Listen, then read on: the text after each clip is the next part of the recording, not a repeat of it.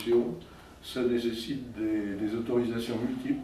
L'autorisation de procéder à ces travaux nous vient du ministère de l'Agriculture qui a été consulté. Il y a eu une pré-commission en préfecture à Auxerre qui a donné des conclusions au ministère qui lui-même a... Donc voilà, c'est des arbres qui ont grandi et qui sont développés, comme tous les arbres. Il y en a combien?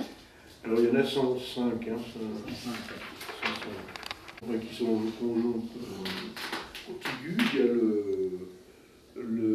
l'hétérogroupement proprement dit, c'est-à-dire la partie supérieure, derrière la statue. Et puis il y a la partie inférieure, dans le fond derrière, qui sert éventuellement de parking. Donc on va procéder en deux temps. Dans un premier temps, on va faire une réduction de volume. Nous, pour ces travaux-là, on a fait appel à une entreprise, parce que c'est quand même du gros travail et puis vraiment complexe.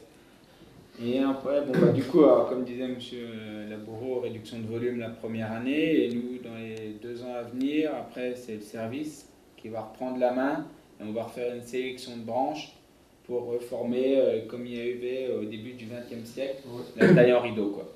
Et donc, le but, c'est de retrouver cet aspect historique, c'est déjà de retrouver une certaine sécurité, parce que les arbres se développent, il y a un peu de fragilité dans les branches.